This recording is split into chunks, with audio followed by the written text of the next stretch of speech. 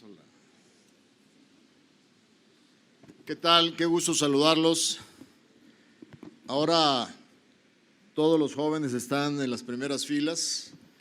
Algunos de ustedes tengo el placer de conocerlos, a otros no. Que sean ustedes todos muy bienvenidos. Esta Semana del Emprendedor realmente año con año se fortalece y se diversifica porque los que vienen a acompañarnos vienen de una gran arcoíris muy amplio de las diferentes experiencias en este proceso. Desde emprendedores que ya se consideran exitosos, como Daniel, que nos acompaña aquí al frente. Daniel creó una plataforma para reservaciones en el sector turismo, que al principio nadie lo pelaba y que ahora andan detrás de él para financiarlo y que es una gran historia de éxito. Hasta donde puedo ver también muchos jóvenes, probablemente estudiantes, que lo interesante de su participación aquí no es que ya tengan un negocio funcionando, sino que vienen a exponer su aprendizaje a lo que es un cambio de modelo de cómo ver hacia el futuro, un cambio de modelo de cómo diseñar nuestras propias vidas frente a la aceleración del cambio tecnológico y la innovación. No es igual haber pensado construir un futuro cuando ustedes, como un servidor, cursaron sus estudios entre 1965 y 1978 con un modelo de vida totalmente distinto en lo profesional y en la interacción personal, que diseñar un proyecto de vida en esta etapa tan revolucionada de las tecnologías, de la innovación, del acceso a redes sociales, donde los paradigmas cambian de fondo. Sin embargo, lo que sí es cierto es que en toda la constante de repensarnos nosotros mismos hacia adelante, hay cosas que no cambian. Y lo que no cambian son los valores en lo que creemos, los principios, nuestros compromisos con los demás, nuestra visión del bien público y del bien social y al mismo tiempo la coexistencia que le tenemos que dar a esa visión con nuestros proyectos de vida personal. Creo que independientemente del cambio tecnológico, lo que en el fondo guía esos principios es fundamentalmente la constante a través de todas las generaciones. El mundo inventa, el mundo se revoluciona, pero lo que realmente no cambia es esa verticalidad con la que tenemos que distinguirnos como personas y comprometernos con los demás. Y en ese sentido, Daniel intervino el día de la inauguración y dijo algo bien bonito cuando intervino, dijo: si la motivación dentro de sus planes se centra solamente en el dinero, lo más seguro es que no lleguen a ninguna parte. Realmente la pasión tiene que ser motivada por una idea en la cual ustedes pretendan solucionar un problema, pretendan resolver en una cadena de decisiones una necesidad social, una necesidad de mercado, y seguramente al hacerlo ustedes van a encontrar un rendimiento, un beneficio personal, pero que parte de esa pasión y esa motivación por encontrar una solución a un problema social, a un problema de mercado, con la cual ustedes pueden hacer su aportación. La conferencia del año pasado, y algunos de ustedes me hicieron favor de acompañarme, veo aquí también la presencia del equipo de delegados de la Secretaría de Economía en algunos estados, de secretarios de Desarrollo Económico, de miembros de organismos empresariales. Este mosaico que se conforma en la Semana del Emprendedor es muy importante, porque no solo nos ayuda a los servidores públicos a abrir el oído y escuchar justamente la necesidad que tiene la gente que quiere emprender, que quiere ver un medio ambiente facilitado para su emprendimiento, para que lo escuchemos los servidores públicos, pero también quienes representan al sector privado a través de organismos empresariales, para que las mismas esquemas de cómo se refleja el interés de ustedes como agentes privados sea capturado por los organismos que lo representan y que fundamentalmente representan al sector comercio, al sector industria, al sector servicios.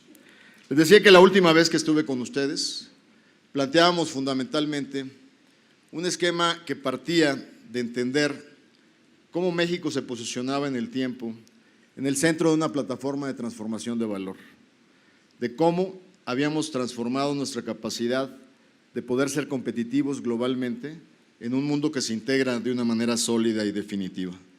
Planteábamos que a través de la historia del libre comercio en México nos conectamos con básicamente 4 regiones del mundo en puntos cardinales, con tratados de libre comercio que nos conectaban al norte. En ese momento estábamos ya probando el que nos conecta a Alianza Pacífico en América Latina y anunciábamos algo que ya empezó este año, que es la modernización del acuerdo con Europa. Una modernización que ya inició y que es fundamental porque tenía 15 años de antigüedad ese tratado, y algo fundamental que pasó entre la última vez que platicamos, que es la firma y el procesamiento del nuevo Tratado del Pacífico que integra a 12 naciones que representan el 40% del producto global y que sería el paradigma de la nueva plataforma comercial. ¿Por qué esta integración es tan importante? Porque nos enseñó en más de 20 años a competir, a creernos que somos capaces los mexicanos de estar en un mundo integrado y poder ser de los mejores en producción de autopartes, en producción automotriz, en producción agroalimentaria, y la realidad nos ha dado la razón. En los últimos aproximadamente 3 años y medio, hemos tenido anuncios de 10 nuevas plantas automotrices en México. Por primera vez llegaron plantas de lo que le llamamos el estándar más alto de la industria, con la instalación de Audi que la inauguramos el viernes pasado, produciendo desde México la Q5 para todos los mercados del mundo. Una planta que es un ejemplo de lo que hoy vamos a hablar, que es cuál es el reto de la revolución industrial 4.0, que a veces también la distinguimos como la economía digital. Es justamente en ese proceso de transformación donde podemos decir que hemos demostrado con la capacidad y el talento empresarial de que no solo competimos aquí, sino competimos con presencia empresarial en muchos países del mundo.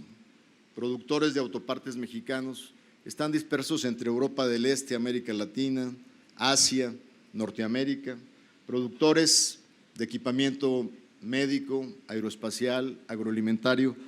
El empresario mexicano ya está en el mundo y está compitiendo con mucha capacidad y eficiencia. Déjenme comentarles, para podernos basar en un esquema histórico de entender dónde estamos desde el punto de vista de cambio tecnológico en la industria. La primera lámina que el equipo preparó para ustedes, espero que se pueda ver, a veces no son las letras lo suficientemente grandes, pero lo que nos trata de ubicar es la historia de la transformación del mundo dentro de lo que es el cambio de la industria. Recordarán ustedes que a fines del siglo XVIII, Inglaterra inicia un proceso de cambio. Se inventa la máquina de vapor y es el primer país que realmente despega transformando el transporte y transformando en los procesos de producción. Lo interesante es que el siguiente proceso de cambio, que se le conoce como la segunda revolución industrial, donde ya estamos básicamente a fines del siglo XIX, empezamos a ver primero la invención de la electricidad, la invención del automóvil y cómo a partir de ahí naciones como Estados Unidos y Alemania empiezan sin duda a figurar en el mapa global de capacidades productivas. Pero si ustedes se dan cuenta, hubo un siglo de diferencia entre el despegue de esas dos naciones en relación a los ingleses. El punto que quiero hacer es que cuando analizamos el siguiente cambio, la automatización en los procesos de producción de la manufactura, que prácticamente nos lleva a la tercera revolución industrial, donde entran ya básicamente un país asiático como Japón, vemos que en ese cambio los tigres asiáticos como Corea, como Singapur, como Hong Kong, como Taiwán, prácticamente les toma la mitad de tiempo para hacer el catch-up o el acompañamiento en el proceso de desarrollo. El primer punto que vamos a analizar es la tecnología siempre es un reto para poder imitar los procesos de transformación, pero al mismo tiempo es un instrumento que puede funcionar a nuestro favor si sabemos emplearla de una manera hábil. Y es ahí donde, cuando analizamos lo que está pasando hoy en los sistemas productivos del mundo, podemos ver cómo justamente la incorporación del Internet de las cosas, la tecnología de la información, las TICs, al interactuar con la manufactura, dan un salto cuántico en las capacidades productivas. Y es justamente donde nos encontramos. No solo tenemos una conectividad donde la manufactura tiene sus procesos de diseño y avance, que se habla hoy entre la realidad física de producir cosas y la realidad virtual del diseño y control de calidad, donde automáticamente estamos viendo ajustes que tienen un impacto increíble en la productividad. En ese sentido, si analizan ustedes la siguiente lámina, es muy significativo. La electricidad que nos la trajo la segunda revolución industrial, le tomó 100 años avanzar a ser utilizada por la población del mundo. Hoy todavía hay un 17% de la población mundial que no está disfrutando los beneficios de la electricidad. Y cuando ustedes ven qué ha pasado con el Internet, solo en 15 años pasamos de una cobertura que no representaba ni siquiera el 15% a cubrir casi la mitad de la población global. Y si eso lo llevan a la conectividad de telefonía, a la cobertura de redes, hoy el 95% de la población del mundo tiene un método de conectividad vía vehículos móviles, como un teléfono inteligente o como un aparato. Lo que nos está diciendo esto es que lo exponencial de la innovación lleva a que ese rezago entre naciones, desde el punto de vista de acceso a esta tecnología, se disminuye. No quiere decir que no tengamos grandes diferencias en los niveles de pobreza o de distribución del ingreso, pero lo que quiere decir es que los instrumentos están a nuestra disposición para poder realmente organizarnos y aprovecharlos y atacar justamente nuestras deficiencias, nuestros rezagos y la manera como podemos resolver las cosas. Y esto no solo es en el mundo industrial, en el mundo de los negocios o de las soluciones de mercado. Eso también es de la manera como enfrentamos nuestras propias carencias. Les doy un ejemplo, la telemedicina. Hoy en día es posible dar un servicio a comunidades rurales a través de un técnico médico en una comunidad que esté conectado vía internet con video a un hospital metropolitano como en la ciudad de Monterrey, y bajo la dirección de un grupo poder analizar los elementos clínicos de ese paciente y decidir si es necesario transportarlo o se puede atender en su comunidad con apoyo y supervisión de un hospital central. Ese tipo de soluciones que podemos ver cómo nos mejoran las capacidades de resolver nuestros problemas y nuestros dilemas es fundamental. Si analizamos cómo esta transformación, y ahí es la siguiente gráfica, nos cambia básicamente los modelos de negocio. Y aquí ustedes, pues no les tengo que decir, todos ustedes están altamente tecnologizados y realmente dentro de estos nuevos modelos. El tema, por ejemplo, de la producción de contenidos. Hoy en día, muchos de ustedes, incluyéndome a mí que no soy tan altamente tecnológico, raras veces vemos televisión abierta, porque los contenidos, por ejemplo, en páginas sociales, donde tenemos miles de millones de usuarios, prácticamente muchos son producidos por nosotros mismos. Muchos son elementos que somos demandantes y oferentes al mismo tiempo de información. Y eso cambia el modelo desde el punto de vista de la televisión pública y cambia las referencias, inclusive desde el punto de vista crítico, de cómo absorbemos información y cómo nos asociamos al cambio de ideas y a la mentalidad de una sociedad. Lo mismo pasa con modelos de economía compartida, que ustedes han sido partícipes y usuarios de los mismos. El caso de Uber, ustedes lo saben, es increíble la cantidad de usuarios que tiene el sistema a nivel global sin tener un solo taxi. Es increíble la capacidad de emprendedurismo que se genera a través de alguien en tiempo parcial poder compartir un servicio los fines de semana y mejorar su nivel de ingreso. Y ahí el reto fundamental es entender el cambio y es entender la confrontación de los sistemas que hemos construido en el siglo XX, del corporativismo tradicional, donde los sindicatos, las organizaciones tratan de defender derechos que realmente, en lugar de rigidizar el cambio, debemos de facilitarlo. Lo que a veces observamos en México o en Nueva York, donde los sindicatos de taxistas se enfrentan a estos nuevos modelos de negocio, la autoridad tiene la responsabilidad no de restringir la evolución del mercado, sino de cómo facilitarla, cómo emparejar el terreno de juego y cómo realmente fortalecerle en ese sentido. Los ejemplos son múltiples. Airbnb, viajando, tu casa se convierte en un cuarto adicional para poder generar rentas en este mercado. Y de repente tienes 60 millones de oferentes a nivel mundial para los destinos a los que viajes como cliente, o tú puedes ser parte de la oferta. Creo que en este sentido tenemos retos fundamentales. Y aquí sí compartirles claramente, y creo que mis amigos que me ayudaron aquí con las gráficas, tenemos que irnos a las gráficas de la respuesta de política pública, porque el reto para la política pública en la transformación, en cómo estamos viviendo el cambio, es fundamental.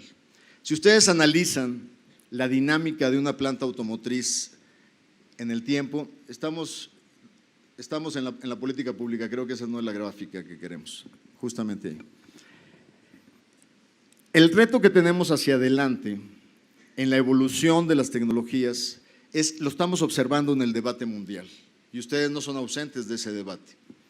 Hoy tenemos elecciones en el país vecino en América del Norte, que el debate se ha recrudecido entre los candidatos tratando de culpar a la apertura, a la globalización y a la integración de economías como el causante del desplazamiento de mano de obra en los mercados. La realidad es que en Estados Unidos, de 1994 aproximadamente el año 2015, el valor de la manufactura se ha duplicado, no se ha reducido.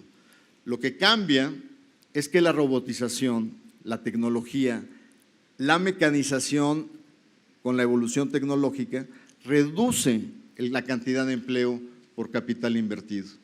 Y eso lamentablemente genera cambios en la estructura de contratación, pero por otro lado se generan empleos en las nuevas plataformas de información, en las nuevas soluciones tecnológicas, en diseño, en calidad, en generación de valor dentro de las líneas. El problema es que si no somos responsables en el discurso, parecería que es la globalización la culpable de estas tendencias de cambio y parecería que nos daríamos un balazo en el pie tratando de frenar estos procesos de transformación. El reto que se tiene en el diseño de soluciones es cómo capitalizamos esos procesos. México tiene una gran ventaja en este proceso de transformación, porque si bien cuando ustedes analizan la planta de Nissan de Aguascalientes, que a partir de este año producirá 1 millón de vehículos al año, y ven una fotografía de esa planta hace 10 años, tenían mínimo 10 trabajadores más por cada maquinaria establecida en los sistemas de hace 10 años. Pero lo que nos beneficia a México es que las decisiones de localización de producción automotriz en el neto nos están generando más empleo que el empleo que se desplaza por la innovación justamente en el sector. Pero esa tendencia positiva no va a ser en forma definitiva y para siempre. Lo que tenemos que pensar en este proceso es cómo rediseñamos las políticas públicas hacia adelante. Y el primer gran reto que tenemos en estas políticas públicas, sin duda, es el reto de la educación. ¿Cómo transformamos un sistema educativo para poder invertir en habilidades que nos preparen en el proceso de crear valor a través de prepararnos en el diseño, en la innovación, en las nuevas tecnologías y poder hacer una transición de cómo estamos preparando el capital humano hoy en México? Y eso parte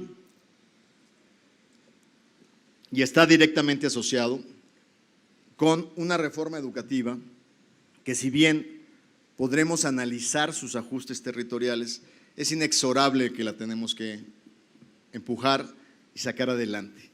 En México, el México de hoy en día es un México con diferencias profundas. Si ustedes, algunos nos visitan de estados del norte, de estados del centro, la calidad de la educación pública, muchos de aquí somos producto de la educación pública desde la primaria, es diferencialmente en calidad muy distinta a la que tenemos en estados del sur-sureste. Y no es posible que tengamos un sistema educativo que le dé alternativas de calidad distintas a los mexicanos. Creo que todos los mexicanos, independientemente donde nos toque nacer, tenemos derecho al acceso de una educación de calidad que nos prepare justamente para esa dimensión del cambio. El primer reto es la transformación de la educación y justamente la preparación para los requerimientos de un mundo que nos está cambiando de una manera acelerada. El segundo reto es seguir impulsando nuestros esfuerzos para cambiar lo que es una cultura del privilegio a realmente premiar una cultura del esfuerzo. Y la mejor manera de hacerlo es fomentando que en este país sea la libertad de competencia y no la formación de poderes monopólicos la que concentre rentas y utilidades en los mercados. En los últimos 20 años, al no tener el marco legal necesario para la regulación de competencia económica, permitimos la concentración de mercados de una manera tal que los mexicanos tenían que pagar, emprendedores, empresarios, ciudadanos, 35–40% más por insumos fundamentales en relación a otras sociedades del mundo. ¿Qué es lo que pasa cuando hay concentración de mercado? El jugador dominante encarece los precios de los insumos y no permite la innovación y la socialización de las tendencias tecnológicas. Es necesario tener un marco legal antimonopolio que nos ayude a que sea aquel que tenga las mejores ideas, que pueda tener acceso a esos insumos estratégicos para poder aportar sus soluciones. Cuando aparece, por ejemplo, por primera vez una plataforma trascendente en los teléfonos inteligentes, como fue la revolución que hace el iPhone en su primera aparición, inmediatamente después aparecieron 150,000 alternativas de plataformas para solución de múltiples problemas en los mercados. Eso es gracias a que se abarata el esquema de poder competir, de poder desarrollar nuestras ideas y de poder participar en un mercado eficiente que nos permita tener éxito socializando nuestra creatividad y de la manera que lo hacemos. Yo creo que los retos son muchos. Yo creo que estamos ya en la transformación tecnológica de la cuarta revolución industrial. Ya esta planta que inauguramos el viernes en Puebla es una planta que está conectada directamente a los sistemas centrales de planeación de calidad, donde el monitoreo ya dista mucho de la observación mecánica, sino está totalmente sincronizado con los procesos virtuales de procesamientos productivos. Ese reto nos incluye a todos, aquellos que queremos proponer soluciones de los mercados, aquellos que nos queremos preparar para aportar nuestra capacidad y diseño dentro de este proceso de innovación. En esta lámina puntualizábamos fundamentalmente esos tres factores.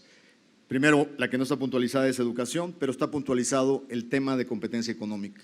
Está puntualizado también el mejoramiento en el funcionamiento de los mercados desde el punto de vista de regulaciones y de tramitología. Ayer lanzamos por primera vez una alternativa que no existía en la creación de empresas mexicanas, para fomentar la creación de pequeñas empresas y de emprendedores. Creamos una sociedad que es por acciones simplificadas, que no existía en el terreno societario legal de México. Por primera vez podremos crear una empresa que produzca ingresos por debajo de 5 millones de pesos al año, podrá crearse desde su computadora, sin visitar una oficina pública, sin pagarle a un notario ni a un fedatario público a cero costo, y se irá interconectando para que desde ahí ustedes puedan cumplir con las obligaciones desde el punto de vista de seguridad social, con las obligaciones tributarias, y estamos preparando con el SAT un sistema de contribución simplificada para que estos pequeños emprendedores no tengan que pasar por el viacrucis de la obligación fiscal estándar, que hoy justamente es una de las grandes preocupaciones de los empresarios. Esa es una manera de ayudarles a ustedes con acciones prácticas. Una de las cosas que me gustó mucho en lo que ha organizado el equipo del INADEM, del Instituto Nacional del Emprendedor, es el hecho que muchos de los conferencistas que han estado aquí han expresado claramente una frase. La palabra motiva, pero la acción arrastra. O sea, las acciones son las que tienen que estar demostrando la dirección a la que tenemos que llevar. Y muchos de los oradores que me ha escuchado, he podido ver por sus videos o por sus conferencias directas, son gentes que predican con el ejemplo, que es el caso de la referencia de Daniel, quien ya sin duda hoy se ha de sentir muy orgulloso por lo que ha hecho, pero fundamentalmente hay que tener acciones claras y contundentes que faciliten la vida a los emprendedores, y creo que ese mecanismo del SAS va a ser un mecanismo que les vaya a ayudar a ustedes el día que decidan crear una empresa, hacerlo menos tortuoso y más fácil en este sentido. Finalmente, para poder abrir un poco el diálogo, pudiéramos pasar a lo que yo creo que es fundamental dentro de lo que yo compartiría con ustedes hacia adelante. Creo que tenemos que creernos nuestro proyecto. Creo que tenemos que estar conscientes que los mexicanos ya integrados a un mundo completamente global, tenemos que hacer y creernos que nuestro esfuerzo está dentro de los esquemas más competitivos del mundo. Y lo interesante aquí, en estas 2 semanas, he tenido la oportunidad de estar por la agenda, inaugurando proyectos o recibiendo gente que es sin duda relevante a nivel internacional. Y me gustaría a mí compartir con ustedes algunas de ellas. Ayer, por ejemplo, estuvo aquí el CEO global de General Electric, una empresa que llegó a México hace 120 años y que hoy tiene 17 plantas, 5 centros de servicios y un centro de diseño donde 3,000 ingenieros mexicanos están produciendo la tecnología de turbinas y de motores de General Electric al mundo. Realmente ese centro creció en el 2014, me tocó inaugurarlo, pero fundamentalmente me gustaría compartir lo que el señor Jeff Imlet dijo ayer en la noche en el Castillo de Chapultepec al celebrar 120 años de la presencia en México. Dice, México está usando las ideas correctas y se refería a que las reformas son difíciles, pero sin duda sus beneficios empiezan a llegar y seguirán llegando en el tiempo. Pero sin duda es un avance que la sociedad ha logrado al empujar una transformación de la economía mexicana. Dice él, creo en México y estoy orgulloso de la presencia de GE en este país. Y estoy orgulloso del capital humano mexicano y nadie puede cambiar mi opinión al respecto. Prácticamente lo que decía Jeff Imlet anoche se refería sutilmente al señor Trump cuando decía la relación que GE tiene con México es una relación ganar-ganar para México y para General Electric. Y el comercio que esto produce es desde México, GE exporta $2,000 millones al mundo, pero también importa del mundo $2,000 millones. El comercio es una estrategia no para que uno gane y otro pierda, sino para crecer el pastel y que todos ganemos en el proceso de integración al dedicarnos a hacer lo que mejor sabemos hacer. El viernes estuvo el presidente global de Audi en Puebla, inaugurando la planta que acaba de terminar para producir 150,000 vehículos para el mundo. Y el CEO decía, por primera vez se produce en América Latina un vehículo Audi y escogimos México por ser una plataforma de calidad y de valor. Es la primera marca premium que se produce en México, completamente desde México para el mundo. Y dice, con nuestra apuesta por México nos sentimos orgullosos de contribuir a la historia de éxito de este país. Ayer escuchamos una conferencia magistral también de una gran líder en procesos de tecnología y transformación y decía, mexicanos, créansela, los mexicanos tienen habilidades artísticas impresionantes, utilicen la tecnología para llevar esta creatividad al mundo. Y sin duda, estas frases han continuado con la presencia de líderes relevantes a nivel internacional.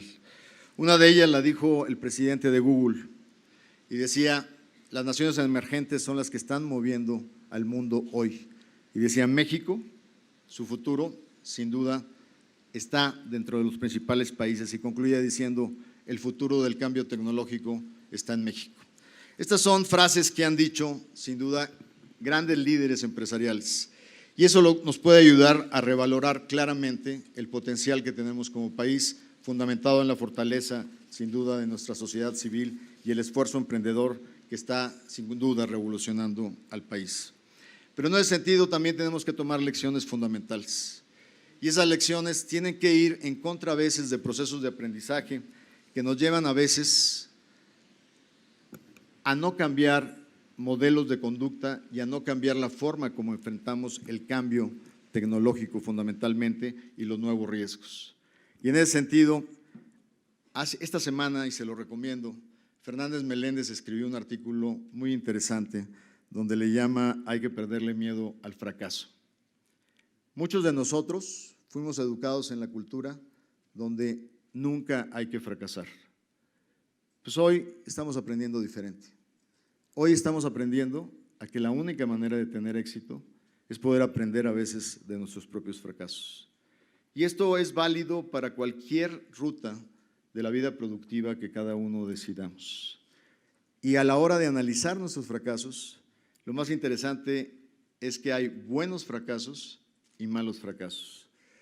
Los malos fracasos están muy asociados al ego, a la necedad, a la reinsistencia contra el sentido común y práctico de poder ir inmediatamente después de un fallo a un proyecto alternativo. Las grandes historias de éxito en el mundo, por ejemplo Twitter, antes de crearlo, se había creado otra plataforma que fracasó rotundamente. No solo en este siglo XXI, podemos remontarnos al siglo XVIII con Henry Ford. Antes de crear la compañía automovilística que transformó el mundo, había tenido 2 fracasos que fueron a la bancarrota. Así es que un elemento fundamental que yo compartiría con ustedes es que no le tengamos miedo a fallar, sino simplemente tengamos la habilidad de aprender del fallo. Yo no sería un testimonio de fracaso en crear una idea para el mundo o el mercado, porque toda mi vida he sido un servidor público. Pero puedo compartir con ustedes, y sobre todo con aquellos aquí que tengan una pretensión de ser un servidor público, que también en el servicio público fallamos y nos equivocamos en el diseño de nuestras carreras. En el 2006 yo pretendí ser senador de la República y resulta que por una revolución en el consejo de mi partido se esfumó unas horas antes de formar la lista y tomé una decisión. En lugar de haber ambicionado ser senador, dije: quisiera estar en mi estado, ser un diputado local y tener la capacidad de poder entender la dinámica de las necesidades de una comunidad y salir a entender una campaña y trabajar en ese proceso. Aquí está una excompañera mía que fue parte de esa bancada y que era muy crítica de mi liderazgo y que después entendió muchas cosas que hicimos juntos, pero a mí me cambió la vida. Habiendo sido un funcionario público a nivel federal muchos años, entendí que la política pública no se puede hacer en el escritorio. La política pública se hace entendiendo a la gente, visitando a la gente, escuchando. ¿Qué me di cuenta de muchas cosas en el 2006 cuando puerta a puerta visitaba gente? Llegué a fraccionamientos de Infonavit que estaban diseñados de una manera terrible, que a la gente se le vendía un patrimonio que estaba a kilómetros de la única posibilidad de transporte público, un patrimonio que finalmente no les iba a servir de mucho. La política de vivienda estaba dando resultados en términos de producir, pero al fin del día tuvimos una crisis donde se abandonaron muchas casas de interés social porque no se estuvo pensando en la gente y en la necesidad de resolver sus problemas. Con la compañera Carlota tuvimos un gran pleito con los desarrolladores en nuestro estado porque nos dimos cuenta que el tener casas de Infonavit con 5 metros de frente creaba problemas sociales por el estacionamiento que se generaba en esas comunidades. Finalmente cambiamos la ley de desarrollo urbano y dijimos: no puede haber menos de 7 metros de frente porque eso genera conflicto social dentro de las comunidades. Ese es un pequeño ejemplo de cómo, aspirando a representar a mi estado en un cargo mayor, tuve la gran experiencia de ser diputado a nivel local y de entender, aprender cómo enriquecer la política pública para contribuir realmente a la solución de temas. Al fin del día, La vocación de ustedes probablemente no es el servicio público. Ojalá y algunos lo pensaran, porque necesitamos renovarlo, necesitamos darle fuerza y necesitamos la honorabilidad que se requiere de una mayor participación de una juventud que está en proceso de cambio y que con los nuevos instrumentos en sus manos pueden ayudarnos a transformar a México. Gracias y abriremos un diálogo para estar muy pendientes de lo que ustedes opinan.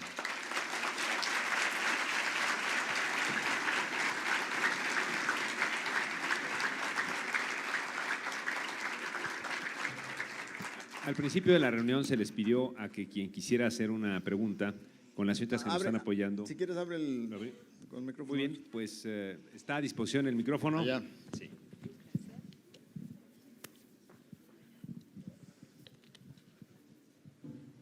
Bueno. Muchas gracias. Rocío Alvarado, de Canaco Servitura, Aguascalientes. Gracias. Le manda a nuestro presidente un afectuoso saludo. Mi pregunta es respecto, ¿qué políticas públicas va a establecer la Secretaría de Economía o otras instancias también referente para combatir lo que es la problemática del sector de la informalidad, de la economía informal, ante lo que es la revolución industrial 4.0? Considerando sobre todo que la economía informal actualmente en México abarca un 60% en diferentes sectores. ¿Cómo va a combatir esta problemática? Gracias. Tomamos 3 y luego contestamos. ¿Alguien más? Jóvenes, pregunten, opinen o protesten ¿Qué tal, violentamente. secretario? Juan Pablo Lechuga, de Morelos. Mi pregunta es acerca de la economía entre México y Estados Unidos. El aumento en el tipo de cambio del dólar que se está registrando en estos momentos, que ya llegó a 20 y 21, ¿qué significa para México? ¿Significa que México está sufriendo perdón, una devaluación muy fuerte o que Estados Unidos se está fortaleciendo a nivel global? ¿Tu nombre? Juan Pablo. Juan Pablo, gracias.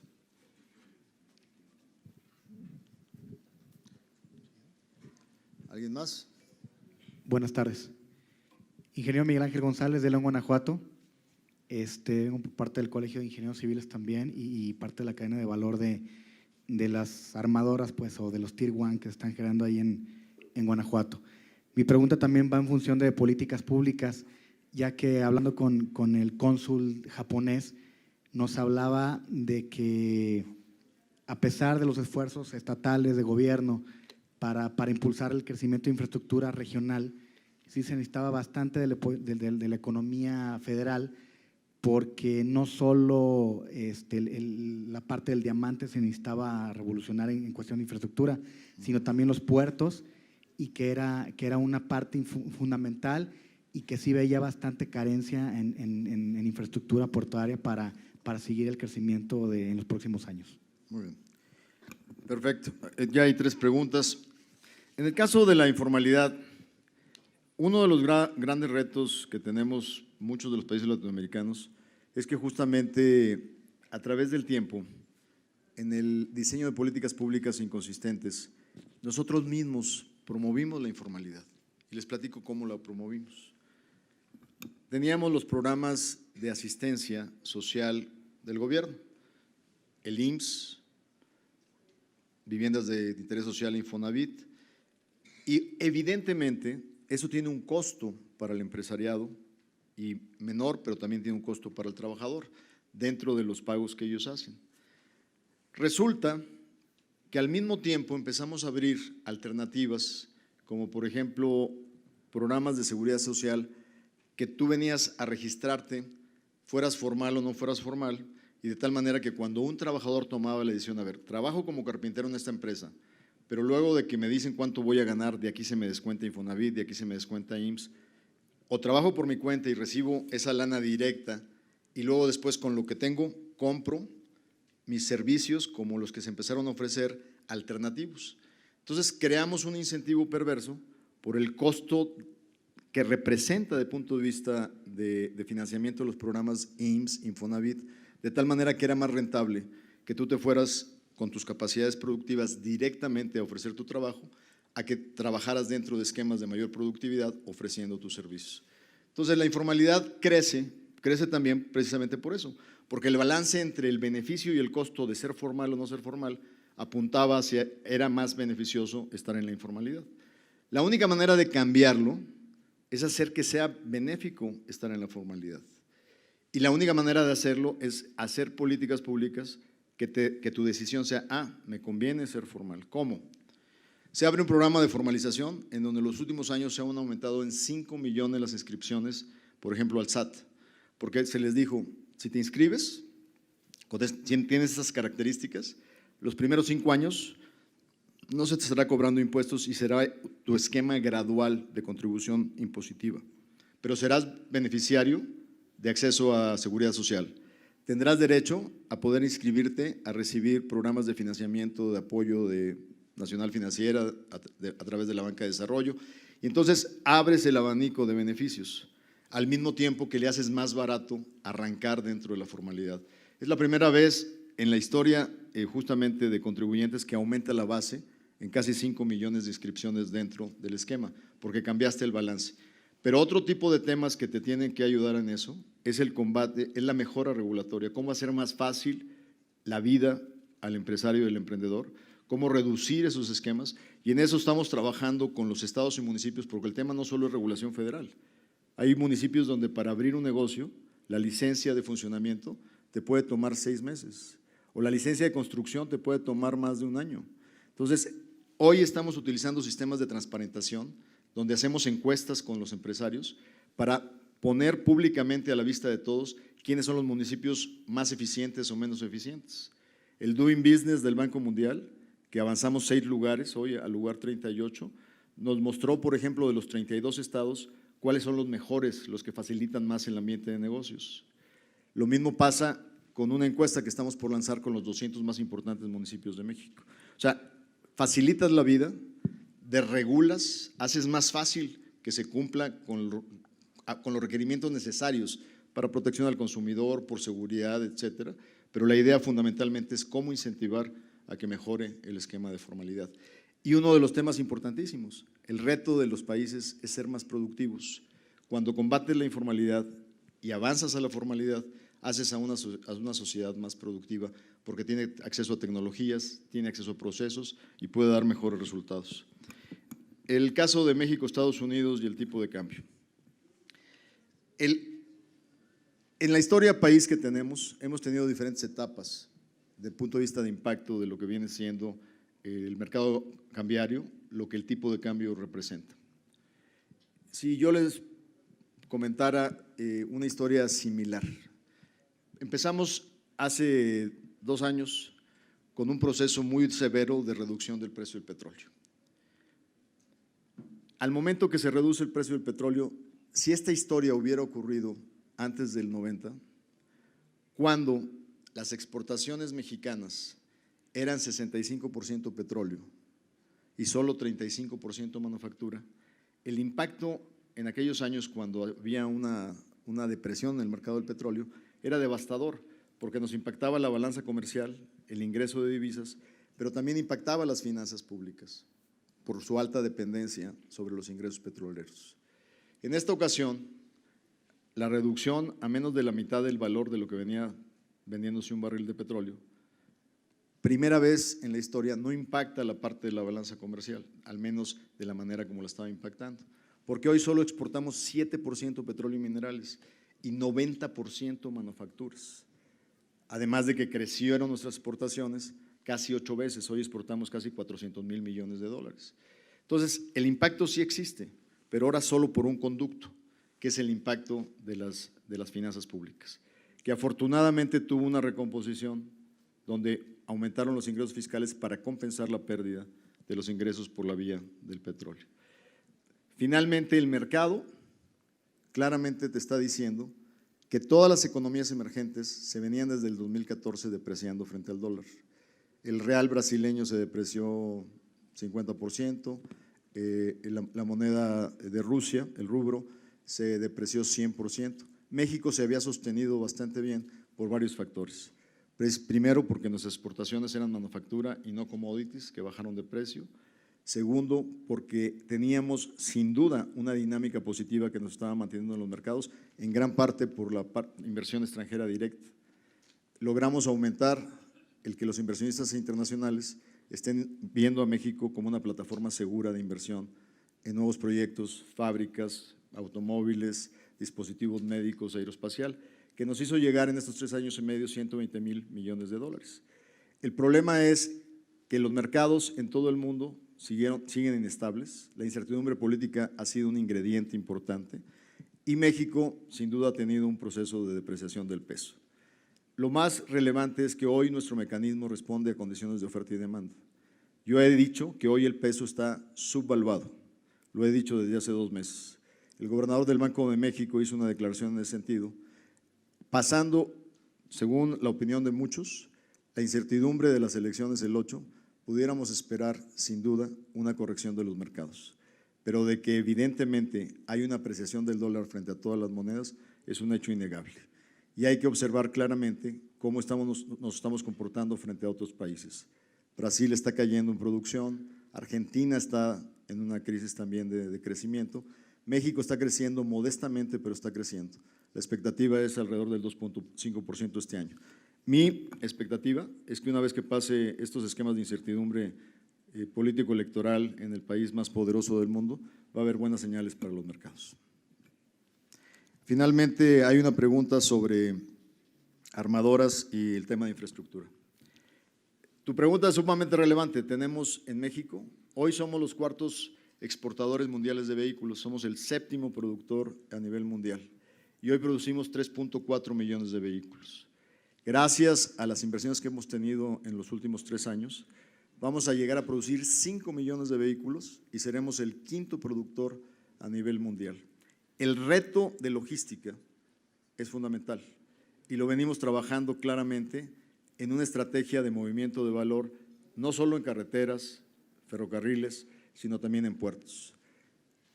Tenemos hoy en proceso inversiones público-privadas que van a duplicar la capacidad portuaria mexicana, donde ya se materializaron los casos de inversión en Lázaro Cárdenas, está por iniciarse el proceso en Veracruz y es fundamental, si vas a producir más valor, tener una logística que te mantenga esa plataforma de conectividad país con los mercados internacionales. Estamos trabajando de la mano. El concepto tradicional que había en este país, de que invertías en un inventario de carreteras por un lado, ferrocarriles por el otro, puertos por el otro, no tiene lógica. Tú tienes que pensar que el movimiento de transporte marítimo, aéreo, ferroviario, es fundamental conectarlo y el terrestre, porque lo que estás haciendo es transformar valor que se integra de producción mexicana y producción importada y volverlo a exportar al mundo. Y en ello, esta planeación la estamos haciendo de la mano con un proyecto del Banco Interamericano de Desarrollo y de la mano de la Secretaría de Comunicaciones. El reto logístico es un reto que estamos trabajando directamente con las armadoras para poder seguir facilitando nuevas inversiones en México. Con todo gusto tomamos otras 3 preguntas si ustedes están por ahí con algunas allá. Hola, Rogelio de la EBC y secretario, bueno, buenas tardes. Y mi pregunta es respecto a lo que mencionaban del cambio de divisas y las commodities. Entendiendo cómo se maneja un poco el mercado, llega a haber una corrección de precios después de mucho tiempo de una tendencia a la baja. A la par, mencionó una idea que dice, que dice que el 65% de los niños que hoy cursan primaria trabajarán en empleos que aún no existen. Para esa corrección de precios, la Secretaría de Economía, ¿en qué se está basando? ¿Se está basando en que nosotros vamos a invertir en tecnología para que se haga realidad lo del 65% de los niños, en refinerías o en qué se va a basar? Si quiero entender, tu primera pregunta tiene que ver en el impacto en precios del fenómeno cambiario. Sí. Y la segunda parte tiene que ver con el modelo educativo. Con la generación de empleos más que nada. Sí. Usted mencionó que nos estamos manteniendo… Básicamente, 6 de cada 10 niños de primaria hoy, de acuerdo a la OECD, todavía no se crean los empleos que ellos van a ocupar. Entonces, ¿eso va a ser un factor para la corrección de precios que se va a presentar? Yo creo que es un factor de responder a las condiciones de un mercado cambiante y de cómo está evolucionando justamente el destino de las tecnologías de la información. Lo que tienes que hacer es cambiar el modelo. Te doy un ejemplo muy práctico. Hoy en día, tú no necesitas que un maestro en el aula sea un sabelotodo lo que necesita es que ese maestro conozca las herramientas con las cuales puede disponer. Y si quiere presentarles a sus alumnos la mejor clase que existe sobre algún tema específico, lo que el maestro tiene que hacer es hacer uso de la tecnología para presentárselos en su clase y tener una guía de discusión después de la presentación para enriquecer la asimilación de conocimiento. O sea, esta segunda afirmación tiene que ver con los retos al modelo educativo para justamente cambiar la mentalidad de cómo estamos creando los profesionistas del futuro y cómo los estamos orientando a lo que va a ser justamente las nuevas demandas del mercado, en diseño, en adaptabilidad tecnológica, en manejo de software para poder alinear los procesos productivos. O sea, lo que estábamos diciendo con esa afirmación es que el reto es muy grande y tenemos que implementar cambios muy rápido en la parte de mercado laboral. Y tu primera pregunta, que es una pregunta que siempre me hacen la prensa, es qué está pasando en términos del impacto de la apreciación en términos de precios. Y es una pregunta que con todo gusto una respuesta que te la comparto. En el 2015 este país tuvo la inflación más baja en la historia desde que se mide el índice de precios, 2.1%. El efecto de lo que ha venido pasando en términos de la depreciación, hemos venido contando con dos elementos favorables para que ese impacto de una depreciación no se transmita directamente en precio del consumidor. ¿Qué factores contribuyen favorablemente a eso? El primero es que esta es una economía más competitiva que nunca. Les doy un ejemplo muy sencillo. Los autos. Tenemos autos hechos en México y tenemos autos importados. Si el vendedor de una distribuidora y de una línea de producción quiere inmediatamente impactar en el auto importado la depreciación del peso, el mercado no le permite hacerlo porque si no la demanda nacional se va a vehículos hechos con más ingredientes nacionales que están a más bajo nivel de costo. Entonces sí va probablemente a repercutir un poco de la depreciación, pero no lo puede repercutir todo porque pierde participación en el mercado. Ese es un elemento, por ejemplo, dentro de bienes durables. Dentro de lo que es bienes agroindustriales de consumo amplio nacional, uno de los elementos que nos ha beneficiado es que hubo una caída en los precios en dólares en el 2012 muy dramática en el precio del sorgo, en el precio del maíz, en el precio del trigo, que en dólares se fueron a mitad de precio cuando lo mides con relación a 2011. Esa depreciación o esa caída de valor en dólares de los commodities generó un colchón que cuando hay la depreciación, todavía en pesos, por ejemplo, la tonelada de maíz no es más cara de lo que era en el 2011. Entonces, ese margen se observa de que ustedes no han observado, por ejemplo, un incremento en precios de comestibles que sea igual al impacto que ha sido el efecto de depreciación.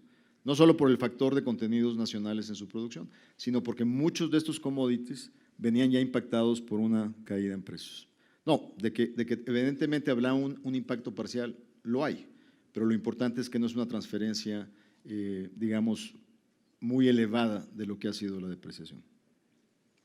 Gracias.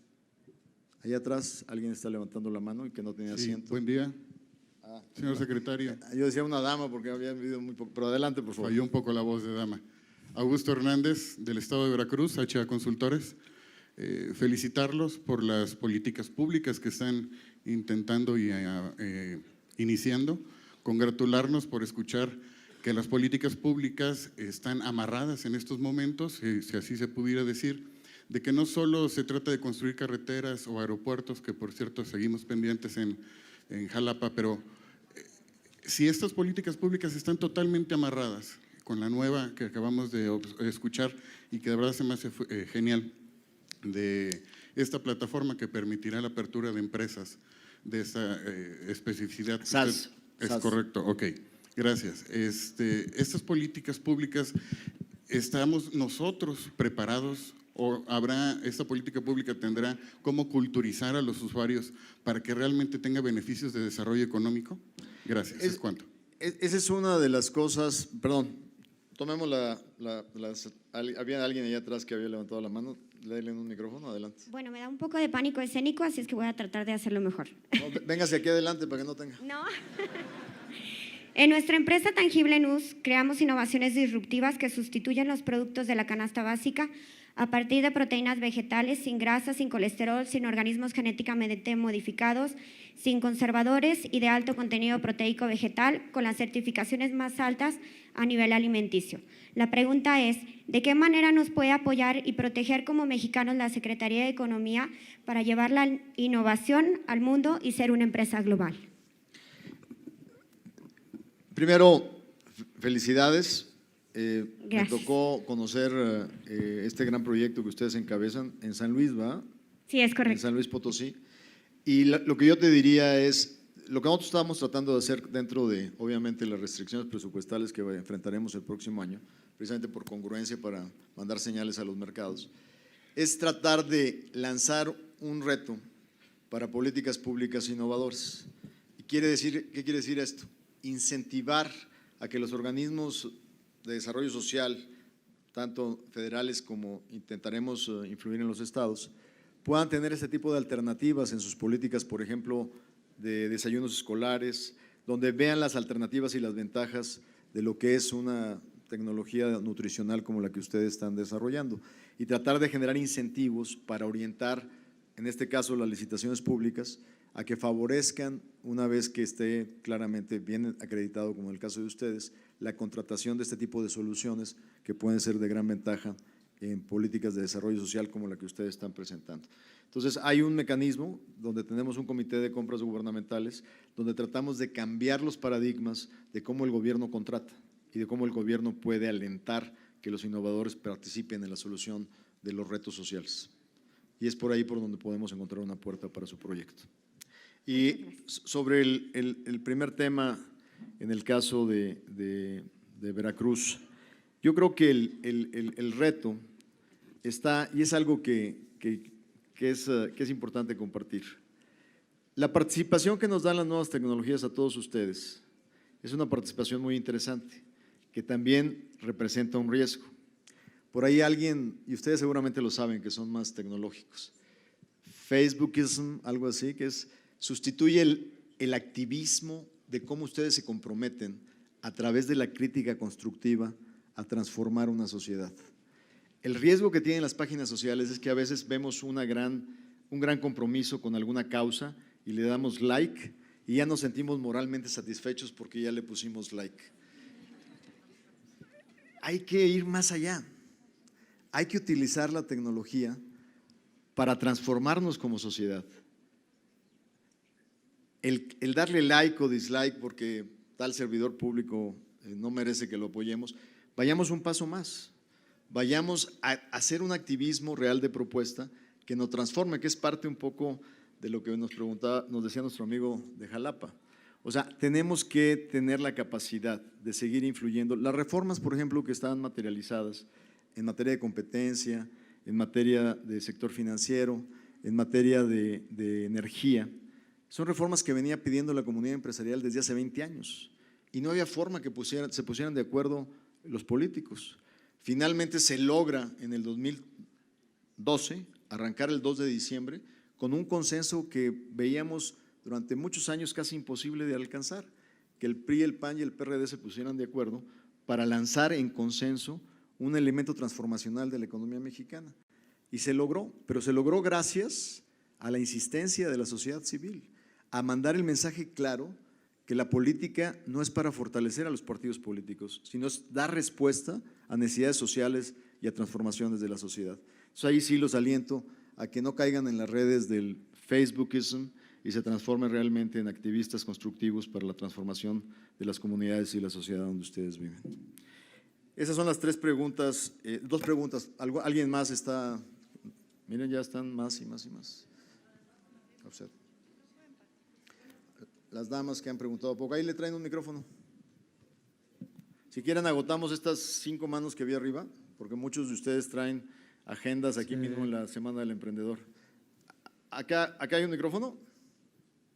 O allá, a donde está el micrófono más eficiente, y ahorita se lo pasan a la señora.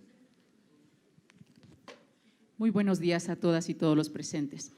Señor secretario, mi sincero reconocimiento a una extraordinaria exposición. Su servidora, diputada María Luisa Vargas Mejía, diputada local por el Distrito 2 con sede en Chilpancingo, Guerrero.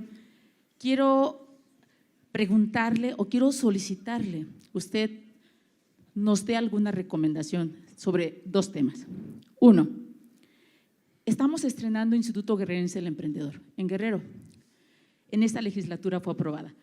Hemos conformado una red de emprendedores que está elevando un nivel de expectativa muy alto. Son 5,200 jóvenes que se han sumado a esta red, jóvenes emprendedores que han estado trabajando con el maestro Enrique Jacob. Por aquí está. Felicidades, maestro. ¿Y qué cree? Tienen una esperanza impresionante con el emprendimiento. Usted conoce las condiciones de Guerrero. Son muy adversas, las condiciones políticas, sociales y económicas, pero esa fe, esa esperanza que se tiene al trabajar con el emprendimiento, considero que la debemos aprovechar, la debemos capitalizar. La primera pregunta es, ¿qué recomendaría usted para fortalecer el ecosistema del emprendimiento en un estado tan complicado como lo es el estado de Guerrero? Segundo, también estamos estrenando ley de mejora regulatoria. Su servidora la presentó y fue aprobada. La única iniciativa de ley que fue aprobada en este primer año del ejercicio constitucional, presentada por un diputado. Emocionante, muy bueno, pero ¿y ahora qué sigue? Es para el Estado y es para sus municipios. Usted, como secretario de Economía, ¿qué nos recomendaría hacer? ¿Qué podríamos hacer con la Secretaría de Economía que pueda servir realmente, que reactive la economía esta mejora regulatoria? Gracias. Gracias. De una vez tomamos los 5 manos que se levantaron. Había aquí una señorita, allá había otra señorita. Por favor. Sí, buenos días, señor secretario. Por acá, por acá, por acá. Hola, buenos días. Ricardo Valencia. Vengo de Ensenada, Baja California. Vengo trabajando con 3 empresas de nueva creación. Una de ellas es una empresa de alta tecnología. Nosotros desarrollamos tecnología para resolver un problema importante a nivel nacional. Desarrollamos vacunas con 2 áreas muy especializadas, bionanotecnología y biología molecular. Ya tenemos resuelto el problema desde hace cerca de 2 años. Sin embargo, la transferencia de esto a la cuestión para generar una empresa y aplicarlo, tenemos 2 años con el problema resuelto y el proceso de transferencia realmente ha sido lento y difícil. ¿Tú dices para llegar al mercado, para poder empezar a producir? Claro, para implementarlo. Es un problema bastante grande de México en el cultivo de camarón. Tiene enfermedades virales y otras muchas enfermedades. Nosotros tenemos una solución ya probada en laboratorio. Hemos estado intentando transferirla.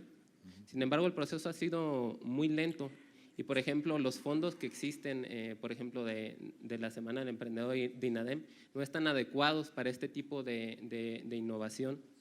Y la transferencia de este tipo, cuando resuelven problemas del país, desde mi punto de vista deben de tener una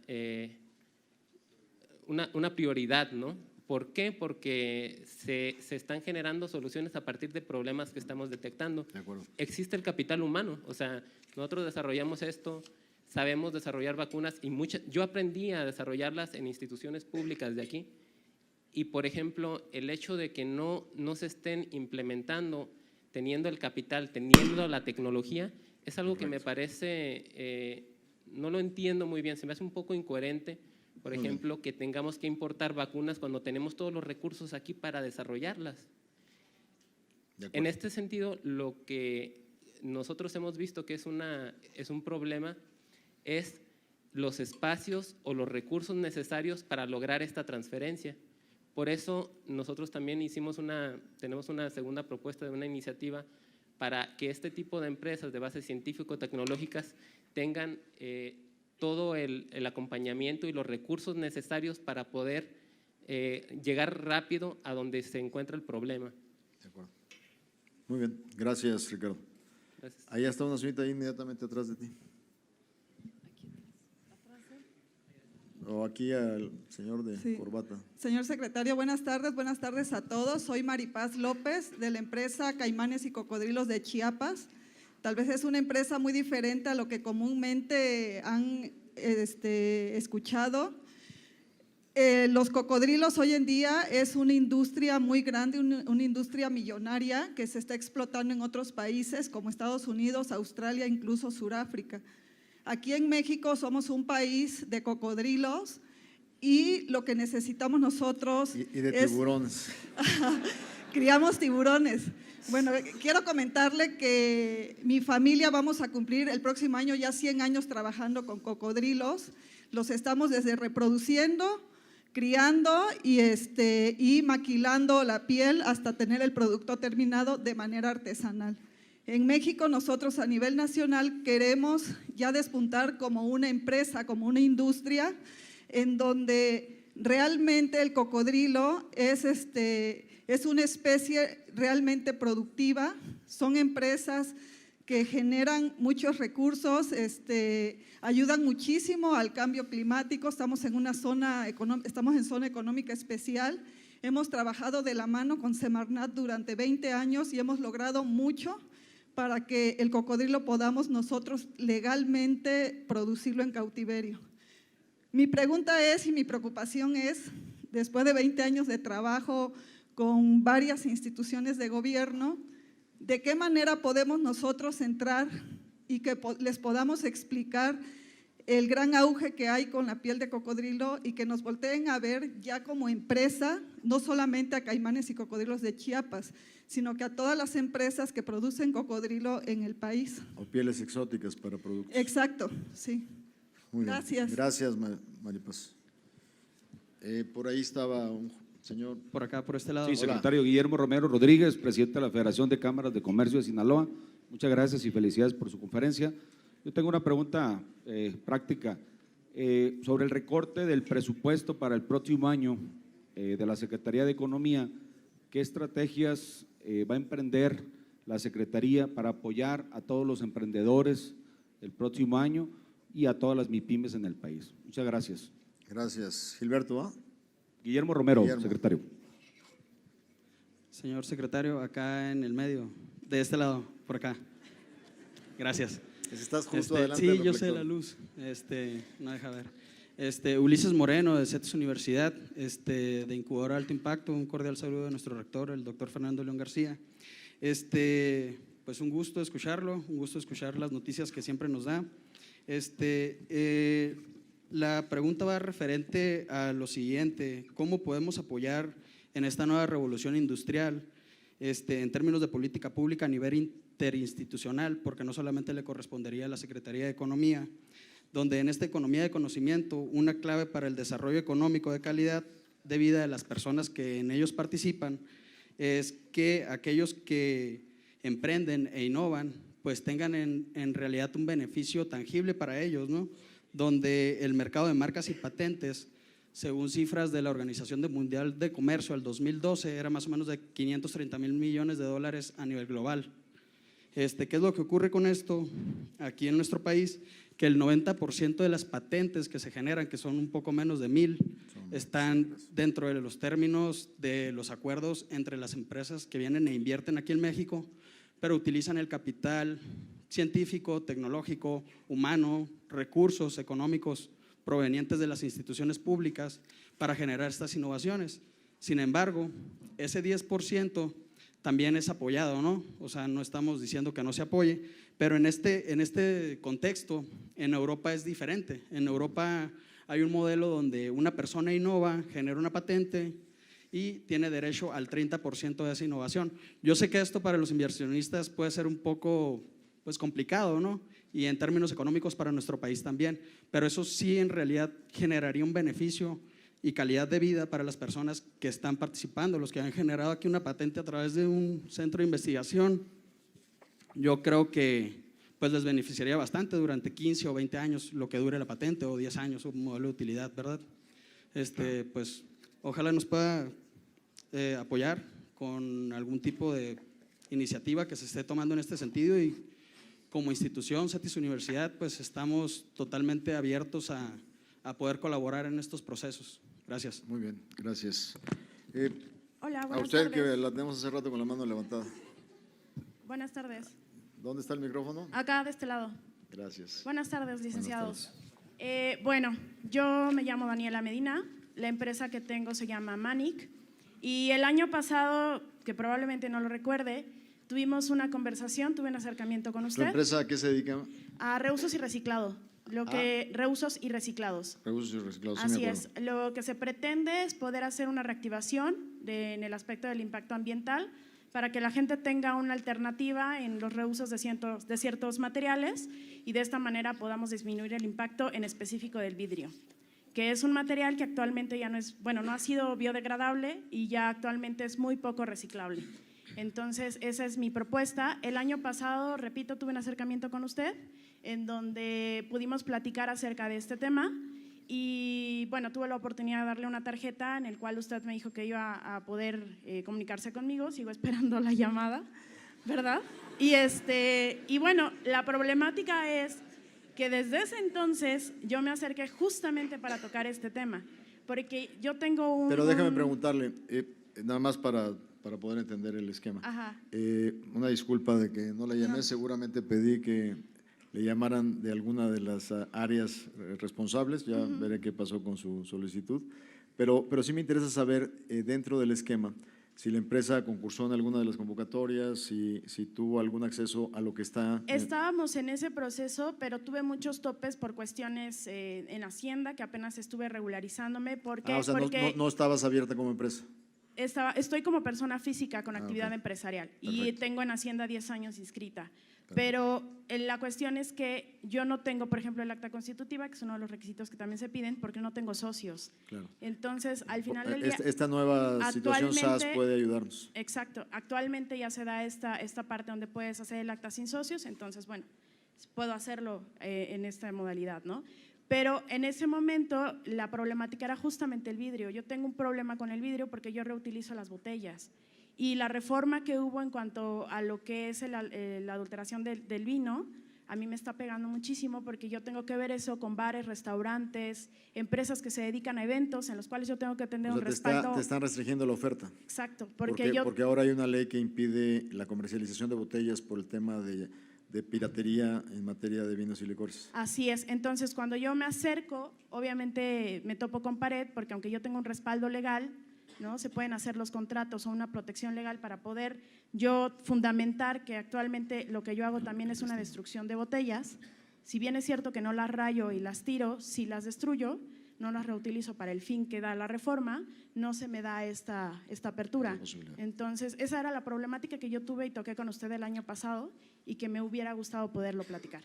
Bueno, ya me la estás platicando y aunque nunca es tarde para tomar una acción, es un tema que tenemos que ver con la Secretaría de Hacienda, con el SAT, para poder establecer que dentro del control del tremendo problema de la adulteración del alcohol que tiene impactos terribles, no se castigue a justos por pecadores.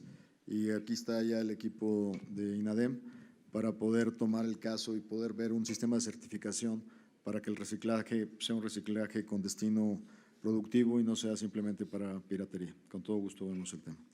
Por aquí ya le dieron el micrófono, ¿verdad? Gracias, muy amable.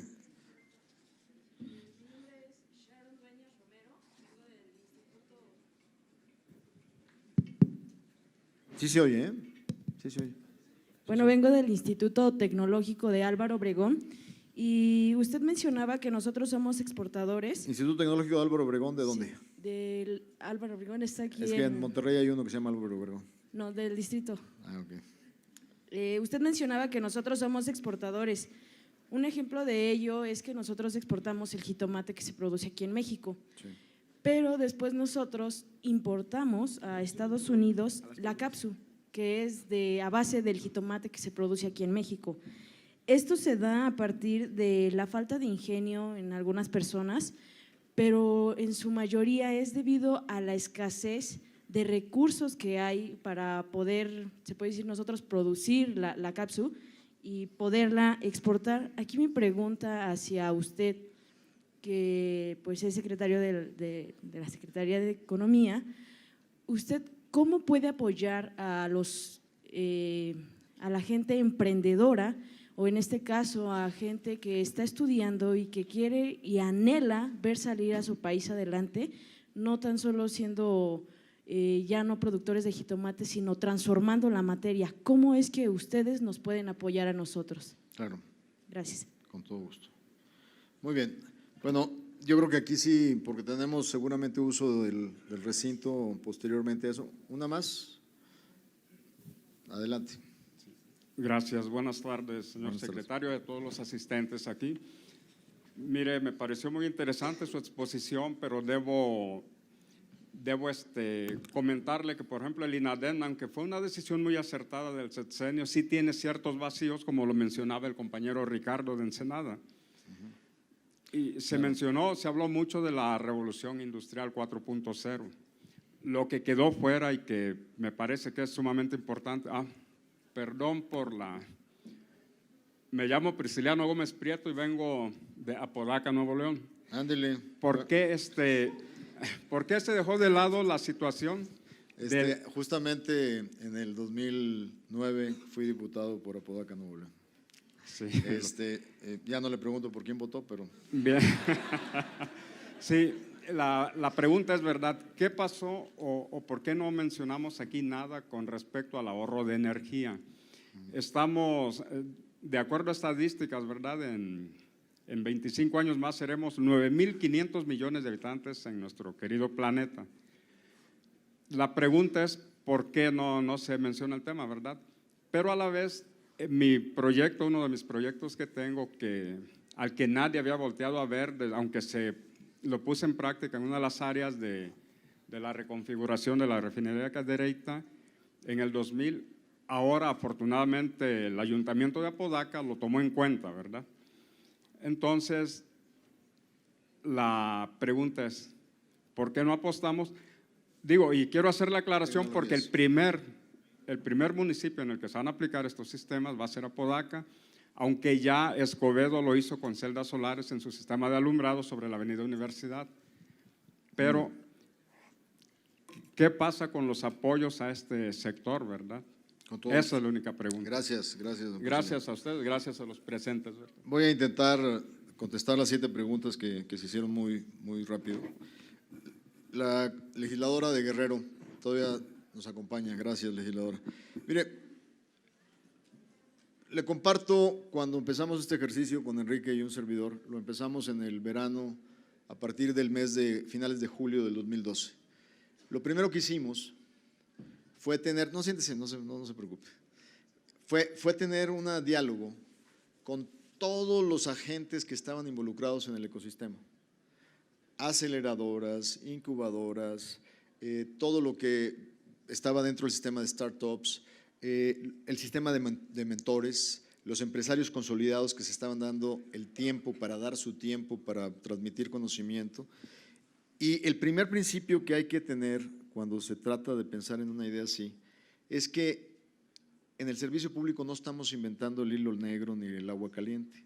Tenemos que estar seguros de que la sociedad ha construido activos sociales muy valiosos.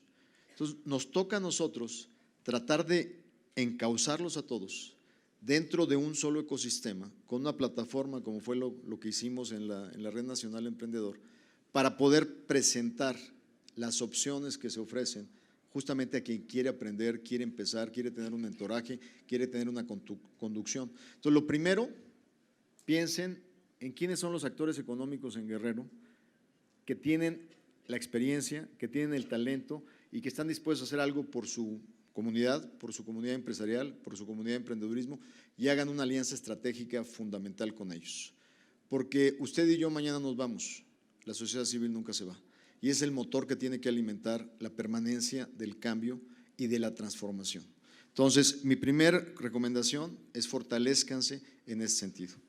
Déjeme decirle que el otro día inventé a comer a la Secretaría a un grupo de 40, 50 emprendedores de todo el país, y fue una charla muy padre. Todo el mundo me platicó sus proyectos, me platicó dónde se han topado con pared. Ahí estuvo justamente Daniel, ahí es donde realmente lo conocí, aunque siempre ha estado participando en la Semana del Emprendedor. Y ahí hubo 2 chicos de Guerrero que fueron realmente inspiracionales. Una niña se llama Carla Segura y te pido por favor que la ubiques, porque la verdad es que la niña es una niña que no tiene más de 20 años y tiene su familia un negocio muy modesto, que hacen guaraches a partir de llantas recicladas y las venden en el sector de artesanías y sector turismo. Y ella tuvo el reto de pensar, ¿cómo puedo ayudarle a mi papá a transformar el negocio? A ser más productivo, a tener las máquinas adecuadas, a poder pensar en la red de distribución, a introducir temas de diseño. O sea, es una niña que no rebasa los 20 y que tenía un compromiso y una pasión por lo que estaba tratando de hacer con el negocio familiar, que me parece que esos son los casos que tenemos que distinguir para realmente acercar todo lo que podamos desde el punto de vista de apoyo, de ayuda y de poder fortalecer obviamente la idea que esta niña está haciendo. Dentro de lo que tengamos, dentro de los recursos que tengamos y dentro de las posibilidades que tengamos. El otro caso es de un chavo que se llama Nazaret Mariano y que es egresado del Poli Nacional, del Politécnico, y trabaja en una cuestión de lo que es el diseño de brazos artificiales para la gente que ha estado sujeta a pérdida de alguna pierna, de algún brazo. Y lo interesante es que él regresó a su comunidad y probablemente no estoy seguro que tenga los mejores medios de innovación compitiendo con otra gente que está en el mismo segmento, pero si tú lo escuchas hablar en términos de decir Iguala necesita un esquema de visión, de reestructuración, su juventud quiere una alternativa, es fundamental la reconstrucción del tejido social para poder empezar una estrategia de transformación. O sea, el reto hacia adelante en algunas comunidades donde hemos sido muy afectados por cuestiones de seguridad es justamente recomponer este tejido y recomponer esta alianza dentro de esquemas de visión como la de este joven. O sea, yo te los comento porque dentro de lo que es tu alianza con los factores fundamentales de capacidad y experiencia en la sociedad civil y tu detección de valores que vale la pena impulsar y apoyar es fundamental. Y a partir de ese proceso, pues poder usar los recursos que están en el medio, ya sea, como al rato comentaré sobre lo de la parte de innovación y investigación, en cómo podemos conjuntar esfuerzos, o sea, ya sea con lo que le vaya a tocar a CONACYT, con lo que nos toque a nosotros, para poder apoyar algunos de sus proyectos. Tu segundo tema es el tema de mejora regulatoria y de cómo facilitar para que la gente emprenda y no se tope con la burocracia tradicional, y cómo rebajar o simplificar la tramitología. El esfuerzo que estamos haciendo de la mano de la OECD desde hace muchos años nos lleva a hacer una alianza con gobiernos municipales y estatales. Hay ya una iniciativa en el Congreso para hacer de la mejora regulatoria una política de Estado. Ya está sujeta a voto de las cámaras y viene secundada por una ley general donde hace obligatorio que todos los niveles de gobierno y todos los organismos autónomos se alineen y se comprometan en este proceso. O sea, no dejarlo simplemente a la decisión voluntaria de un alcalde que le interese o que no le interese sumarse a esta posibilidad. Y ahí traemos líneas rápidas de acción. Hemos trabajado con todos los gobernadores para que ellos nos digan sus 3 sectores estratégicos importantes y ahí hacer un fast track, una vía rápida de desregulación en esos 3 sectores que son relevantes para el Estado. Y con los municipios trabajamos en el esquema ese de 80-20.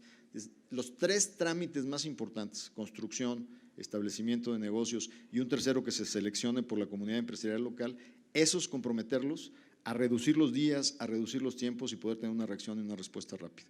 Ahí, no sé si esté Mario Emilio Gutiérrez con nosotros, que es el coordinador general de COFEMER. Lo que yo me comprometo con el esfuerzo que ustedes están haciendo desde Guerrero es que unamos capacidades y podamos hacer una vía rápida. Y Guerrero seguramente salió muy mal evaluado en el Doing Business y ustedes pueden proponerle al Ejecutivo que haga una ruta de ascenso y de evolución hacia adelante. Son 32 lugares y lo que se tiene que proponer como objetivo es cómo pueden ser medidos por el Banco Mundial y mostrar un salto cuántico en esa capacidad. La segunda pregunta fue de Ricardo y la verdad, Ricardo, es en el punto central y ahí en la semana desde ayer yo he tenido varias interlocuciones. Una de ellas tiene que ver con que el sistema regulatorio lo tenemos que cambiar para fondos de venture capital, los fondos de capital emprendedor. ¿Cómo hacemos que el mercado mexicano de fondos pueda financiar proyectos de riesgo? Y para financiar proyectos de riesgo, ¿qué es lo que pasa con estos proyectos? Ejemplos muy sencillos. En el 2009, el par de amigos que inventaron, fue alrededor del 2008, 2009, WhatsApp, de repente 2 salen con un producto y en 5 años venden el producto en varios billones de dólares. Seguramente el fondo de capital que les apostó a ellos, ahí ganó miles de millones de dólares porque le atinaron. pero seguramente había 30 fondos en los cuales perdieron. Pero a la hora que hacen el balance de su capital, de cómo tomaron riesgos, pues salen ganando. Lo que está faltando en México para una parte de lo que es innovación y emprendedurismo de alto impacto es cómo mejoramos la regulación fiscal y la regulación general para que los fondos de capital de riesgo puedan tener mayor atractividad. Cuando un inversionista global analiza y dice, ¿dónde me conviene meter más mi lana? ¿En un fondo de capital de riesgo en San Francisco o en un fondo de capital en la Ciudad de México? Comparan cuál es mejor desde el punto de vista de tratamiento fiscal, de facilidad regulatoria, de cumplimiento de normas, y te das cuenta que hay muchos emprendedores latinoamericanos que están sacando sus proyectos por los fondos del mercado de capital de California, porque no tenemos el mecanismo regulatorio. Ayer me junté con los 20 actores más importantes del ecosistema de fondos y estamos trabajando en una agenda de políticas públicas para simplificarlos, mejorar su tratamiento fiscal y que puedan ser competitivos. Es un tema que se resuelve desde el punto de vista de la alineación de los mercados. Ahora, desde el punto de vista de dinero público para el apoyo a la investigación de alto impacto, estás en un tema de los comunes que tienen grandes economías de escala. Yo mismo he visitado comunidades ejidales que se dedican a la producción de camarón y una primera parte para enfrentar el reto de cómo nos impactó la plaga esta que vino de Asia es cómo ayudarlos a tratar de que el cultivo antes era en tierra directa con estancamientos de agua. Encontramos una membrana que si tú la pones en el subsuelo nos cambió radicalmente la mortandad y nos empezó a ayudar a desinfectar las áreas que habían sido afectadas. Y esto lo hicimos con una contribución, ese recurso era del Instituto Nacional de Economía Social, y ves el efecto multiplicador que tiene de meterle un par de millones de pesos para que muchos ejidatarios tengan la posibilidad de reconstruir su actividad productiva.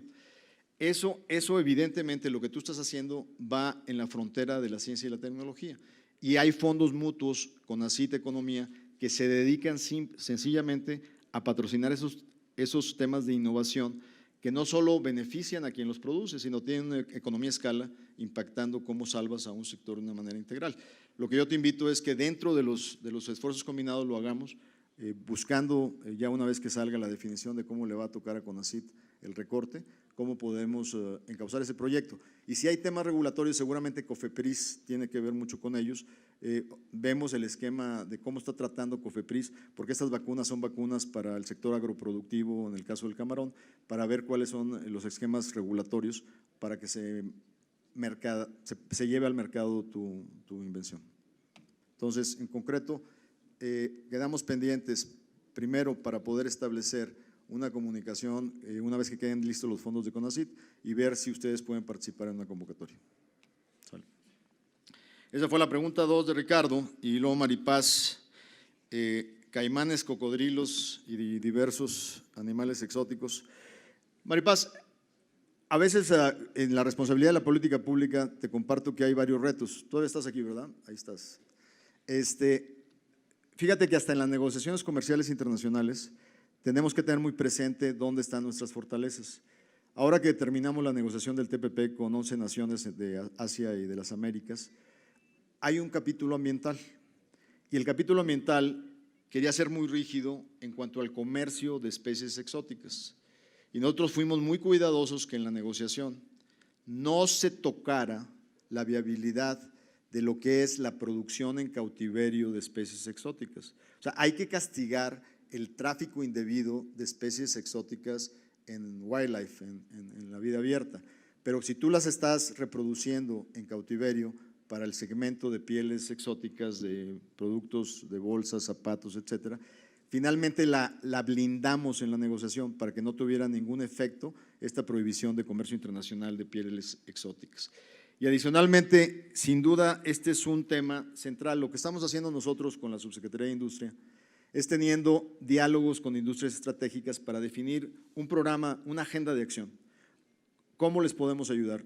Lo hemos hecho con la industria del acero, lo hemos hecho con la industria textil, con la industria del calzado. Aquí lo que se me ocurre es que a todos los que están en el segmento de pieles exóticas, que de hecho la otra vez los conocí porque el Partido Verde quería lanzar una iniciativa pues que prácticamente los iba a eliminar, y tuvimos que convencer a los diputados del Partido Verde que sí los apoyamos en sus temas ecológicos, pero que ese no es un tema ecológico porque son especies en cautiverio. Entonces, lo que te recomiendo es que nos ayudes a conformar el grupo de diálogo y pensemos en acciones específicas para poder potencializar diseño, comercialización, apertura de nuevos mercados y poder fortalecer las acciones dentro de tu segmento específico.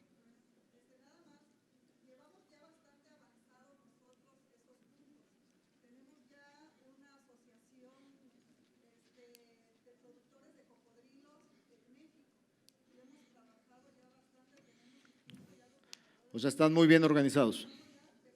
Pero a mí me gustaría que esa asociación nos diga qué más podemos hacer para ayudar. Perfecto. Lo que necesitamos es de que nos puedan brindar ustedes un espacio donde les expliquemos de pe a pa lo que es la industria del cocodrilo y hasta qué punto estamos ya de avanzados aquí en México.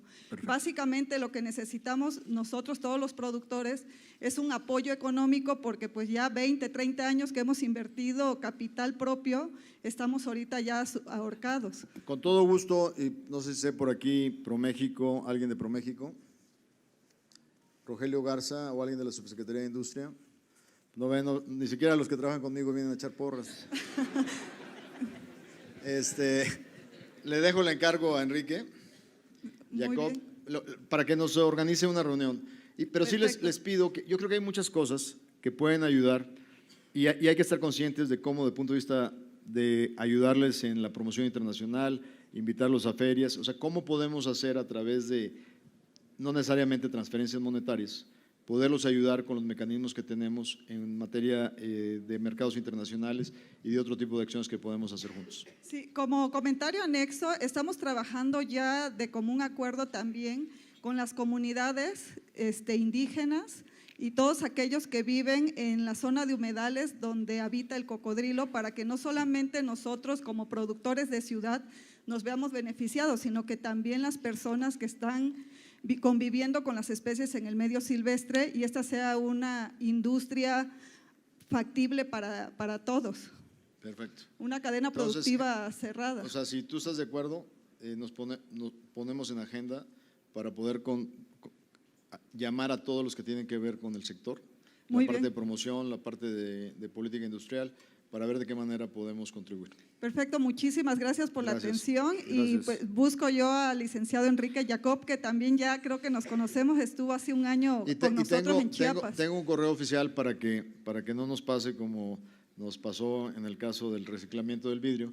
Cualquier cosa de que de repente este grupo no tenga la velocidad necesaria, tú puedes mandar a ildefonso.guajardo@economia.gov.mx cualquier impresión de que el grupo no está avanzando. Muy bien, muchísimas gracias y espero los 100 años del próximo año como familia trabajando con cocodrilos, festejarlo ya de que realmente hemos avanzado con este gobierno de manera particular. Muy bien. Gracias. Felicidades. ¿Es el de economía? Perdón, se me olvidó un punto entre Ildefonso y Guajardo, ildefonso.guajardo@economia.gov.mx. Guillermo Ramos, recorte el presupuesto. Romero, perdón. Guillermo, a ver, aquí pues, lo que es negro y lo que es blanco. La Secretaría de Economía empezó en el 2013 con un presupuesto de 21,000 millones de pesos para todos sus programas. O sea, para la parte de promoción de exportaciones, para el INADEM, para el programa de ProSoft. El presupuesto que se está discutiendo hoy en Cámara de Diputados nos lleva con 9,500 millones de pesos. O sea, es menos de la mitad con la que habíamos iniciado este ejercicio. Sin duda, el Fondo del Emprendedor tiene un impacto importante, es un fondo que ahora apenas está aspirando a tener 3.7 miles de millones de pesos, cuando en algún tiempo llegó a tener más de 10,000 millones de pesos. Eso nos va a obligar a enfocar, a no hacerlo disperso, a buscar puntos de impacto muy específicos y obviamente va a aumentar mucho la competencia por los fondos. Una de las cosas que se hicieron con el INADEM fue totalmente evitar la discrecionalidad que existía, crear comités de evaluación externos y tratar de que cada iniciativa compita por sus propios méritos para ver cómo, pero también como tú defines las convocatorias, es hacia dónde quieres impactar, cadenas de valor, innovación de alto impacto. O sea, tienes que definir muy claramente. Entonces, nos obliga a ser mucho más precisos de la manera como vamos a tratar de impactar en el fondo. Entonces, sí hay un recorte muy importante y simplemente hay que hacer con eficiencia, hay que impulsarlo. Y hay que recurrir a todas nuestras alianzas para seguir soportando justamente con nuestros aliados un sistema que siga respondiendo a esta gran animosidad y expectativa que sin duda una sociedad que ya visualiza el emprendedurismo como un instrumento fundamental de desarrollo. Entonces sí, reconocer que hay un recorte y reconocer que eso nos lleva a un reto mucho más importante de cómo asignar los recursos. Gracias. Esa era la pregunta de Gilberto. Y lo teníamos de Ulises, el tema de universidades, el tema de patentes, que es un tema importante. Fíjate que el problema de patentes era un problema sistémico, a tal grado que la legislatura pasada tuvo que hacer un cambio fundamental, porque resulta que tenemos un gran sistema de investigadores a nivel nacional que están obviamente pagados con recursos públicos para la investigación y el desarrollo, y luego la ley no les permitía a estos investigadores asumir como propio los beneficios de un descubrimiento, porque como él estaba pagado con recursos públicos, no se podía beneficiar de lo que él inventara a partir de un sueldo de recursos públicos. Esto, cuando lo ves ustedes en el mundo, es una práctica pésima, porque no hay los incentivos para llevar al mercado y para llevar al impacto una investigación tecnológica que se convierte en innovación. Entonces, hubo una reforma donde ya se permite que el Sistema Nacional de Investigadores, aunque seas tú a sueldo de una institución pública, tú puedas reclamar como beneficio personal una parte muy importante compartida con la institución de tu innovación. Y esto cambia el parámetro de incentivos para poder convertir la investigación científica y tecnológica en investigación aplicable a los mercados o a los procesos productivos. Esto obviamente no resuelve totalmente el problema. Sigues teniendo el problema, Ulises, porque todavía no, las reglas de compartición de beneficios entre la institución y el investigador no han quedado totalmente establecidas y hay que establecerlo. Pero lo más importante es que el proceso, y tú tienes razón, el 90% de la patentación la hacen inversionistas extranjeros que traen sus tecnologías a México. Ahora, eso, si bien no es el óptimo, tampoco es malo, porque acuérdense que la innovación tiene varias vertientes. La innovación puede ser adaptar a un sistema que no tiene nuevas tecnologías, para a través del ejemplo generalizar nuevos procesos productivos. Se llaman innovación adaptiva. Ahora tienes innovación disruptiva, que es la que realmente cambia los paradigmas de procesos. Pero en este caso sí tenemos que alentar más la patentación de desarrollos e innovaciones hechas en México, y es parte de lo que junto con el Instituto Mexicano de Propiedad Industrial y con el CONACYT se está tratando de alentar. Nosotros como sector presidimos el Comité de Innovación, no presidimos el Consejo de CONACYT, y tratamos a través de esta presidencia de encauzar lo más que podamos los recursos a que la investigación no sea etérea, o sea, no sea sobre la inmortalidad del cangrejo, sino que sea investigación aplicada a solución de problemas en mercados y en procesos productivos. Y ahí, sin duda, parte del diálogo que tenemos con los investigadores, con los emprendedores de alto impacto a través de la innovación, es cómo seguimos, como lo hicimos hace 2 años, modificando el marco regulatorio para favorecer estos procesos. Recursos, el caso es Daniela, ¿verdad, Daniela? Daniela, de nuevo una disculpa, el tema lo tenemos que negociar con el SAT, tenemos que ver de qué manera se les da un tratamiento distinto en su combate a la piratería en materia de bebidas alcohólicas, y lo que hacemos es iniciar ese diálogo de inmediato y te mandamos a decir. El siguiente es Sharon, gracias Daniela. Sharon Dueñez. Sharon, jitomates. Efectivamente tienes un tema, tú sabes que México, ¿cuánto te imaginas que exportamos de tomate? 1.500 millones de dólares al año. En frutas y vegetales somos el primer exportador para el mercado norteamericano. Estamos exportando en general al mundo 26.000 millones de dólares de productos agroalimentarios. Hace 20 años, cuando estábamos negociando el Tratado de Libre Comercio, decían, no, va a acabar con la agricultura de México, va a ser desastroso. Resulta que ahora nos hemos convertido en un país altamente eficiente para producción de frutas, hortalizas y vegetales. a lo largo de este proceso, los temas agroindustriales han ido avanzando. Por ejemplo, compañías mundiales y nacionales. Hay una gran compañía en Jalisco que se dedica a aceites y oleaginosas, que es de capital nacional. Están todas las grandes agroindustriales, Nestlé, por ejemplo, que integra producción nacional. Y estamos realmente entrando en temas de transformación con valor agregado para el mercado de exportaciones. Seguramente en el caso, por ejemplo, un sector agroalimentario, dulces, galletas y chocolates. Pues ahora resulta que somos el principal productor de galletas para todo el mercado en América del Norte.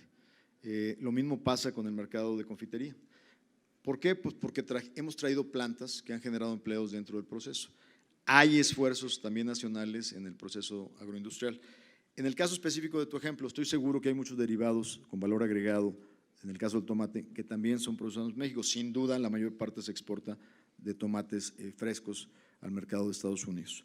El tema agroindustrial, el sector que más ha crecido en estos 2 años, uno de los que más ha crecido es el sector agroindustrial. Representa aproximadamente el 5% del Producto Nacional Bruto, pero su dinamismo sin duda nos lleva a nuevos parámetros. Nosotros en lo particular estamos trabajando en estados con vocaciones agroindustriales, como Chiapas, como Guerrero, como Oaxaca, tratando de alentar justamente el valor agregado en estas cadenas. El otro día me vino a ver un exportador de todos los productos nutrimentales de confitería, de botanas nutrimentales y de confitería. El cuate se estableció en Chihuahua. De cero, hoy acaba de ganar el contrato de ser el supplier, el proveedor de botanas dietéticas para toda la organización Disney World alrededor del mundo. O sea, y el cuate vino a verme por una razón. Me dice, me está yendo a todo dar, estoy transformando cosas, o sea, estoy usando muchos productos mexicanos, cristalización de frutas, etcétera, pero tengo un problema. Necesito importar mango. Entonces yo le digo, a ver, espérame, pues, ¿cómo que vas a importar mango? Pues si lo que tenemos en Guerrero, en Veracruz, en Chiapas, pues es mango. Dice, sí, nada más que hay una variedad de mango para hacer las golosinas de mango, enchiladas, que es un mango sin hebra, y es el que se usa a nivel internacional. Entonces me dice, necesito que me des permiso, porque yo tengo restringida la importación de mango porque somos productores de mango. Entonces necesito que nos den permiso, en regla se llama importación temporal, para importar mango y poder competir en los mercados globales de esta golosina que está siendo muy exitosa, el mango enchilado. Entonces yo tengo que hablar con los productores de mango nacional, primero para que entiendan que esta empresa necesitamos apoyarla, pero al mismo tiempo para empezar a sembrar en México la variedad de mango que este cuate requiere para poder ser exitoso en sus procesos de exportación. Entonces, no es una chamba fácil el hacer los equilibrios entre el sector productivo básico y el sector transformador, y a veces requiere alinear objetivos y poder integrar cadenas de valor en ese sentido. Y tienes mucha razón, pero eso es donde estamos justamente tratando de enfocar el esfuerzo. Y ahí es, el tomate nos da un gran ejemplo, Sharon. En la negociación última del TPP, incorporamos el capítulo de derechos laborales y ambientales. Cuando hicimos NAFTA hace 20 años no estaban, por lo tanto no eran asociados con sanciones comerciales. Lo que te obliga es a que cumplas tus propias leyes laborales. Y el sector industrial al principio no estaba muy de acuerdo. Y yo les dije, señores, ahora después de 20 años hay que incluir los derechos laborales como parte de nuestros acuerdos. ¿Por qué? Porque no se vale que si el sector productor de tomates es tan exitoso y exporta $1,5 millones de dólares, 1.500 millones de dólares al año, no tenga que ser supervisado y monitoreado para que los trabajadores migrantes de Chiapas no duerman en cajas de tráileres, para que los niños tengan escuelas temporales cuando migran sus padres, para que esos niños no sean expuestos al cultivo del tomate y no sean expuestos a insecticidas o pesticidas. O sea, si unos ganan en el comercio internacional, tienen que ganar todos. No a costa de unos se va a hacer el negocio para otros. Y entonces ese modelo de tratados es justamente lo que está representando en el siglo XXI las nuevas negociaciones comerciales internacionales. Finalmente, la última pregunta es la número 8 de Priscila. Don Prisciliano, perdón, ya le cambié de nombre y de sexo. Ya andaba yo muy… Imagínese, y luego es mi distrito, la próxima vez que me presente a elección ahí no va a votar por mí. Usted trata un tema muy específico, es el ahorro de energía, pero vayamos a ampliar el tema, porque el tema va más allá de seguramente la tecnología que usted trae para que los municipios ahorren en su alumbrado público y en sistemas de ahorro específico a través de tecnologías. El problema va más allá. Hoy, una de las grandes lecciones del mundo, y lo escuchamos en el debate justamente de los candidatos en Estados Unidos, es que el cuidado, la sustentabilidad y el cuidado ambiental ya es un negocio por sí mismo. O sea, no es un sacrificio ser sustentable, puede ser altamente lucrativo ser sustentable. Y es ahí donde los mercados se tienen que generar, y en el caso específico mexicano, a gran escala, tuvimos una gran experiencia. Cuando se hizo la famosa ley de que para el año 2025 tenemos que tener una proporción mínimo del 30%, 35% de energías alternativas, o sea, no fósiles, los industriales se preocuparon mucho porque dijeron nos van a encarecer la electricidad. Pues acabamos de hacer al principio de este año una subasta para generación eólica y generación solar, y resulta que bajamos el costo del kilowatt hora de $70 a $40, que fue una marca mundial de abaratamiento. Déjame más terminar, no sea así. O sea, estoy llevando su ejemplo a un ejemplo amplio, y lo que quiere decir es que se están generando las condiciones para que las energías alternativas y los ahorros los podamos reflejar como un buen negocio en los mercados. Entonces, no sé si usted se ha dado cuenta que ya inauguramos terminales eólicas en diferentes municipios, en Nuevo León, en General Bravo, en La Rumorosa, dentro de lo que es Baja California. O sea, se está expandiendo la oferta dentro de lo que es la privatización y la distribución dentro del sector eléctrico. Y ahora sí, revíreme. Sí, o sea, la cuestión eólica no es de ahorita, ¿sí? Pero se mejoraron las condiciones. Sí, me tocó participar hace 5 años en la construcción del parque eólico de La Ventosa en Oaxaca, y personalmente desarrollé un proyecto para una amiga en Galeana, ¿sí?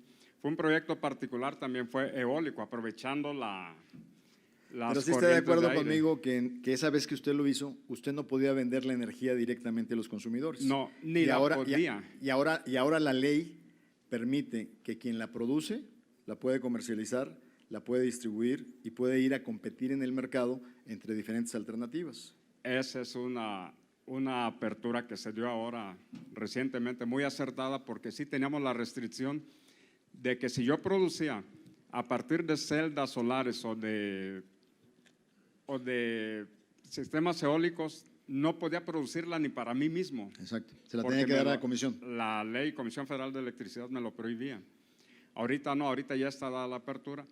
Por eso mi inquietud, ¿verdad? Porque sí es cierto, hay parques eólicos, pero son a gran escala, ¿sí? No a nivel doméstico, vamos a decir en mi caso, ¿no? Que pretendo apenas introducirlo en municipios, a nivel doméstico comercial, todavía como pequeño. Pero solo para entender más su ¿no? negocio, usted ofrece cambios en los instrumentos de uso, por ejemplo, focos cargables con energía solar, ahorros de sistemas, o sea, ¿usted está en el lado de la eficiencia del consumo o en el lado de la oferta de la electricidad? En el lado de la eficiencia en el consumo y ahorro a la vez, o sea, en el lado de calidad y ahorro de energía eléctrica, ¿sí? Específicamente.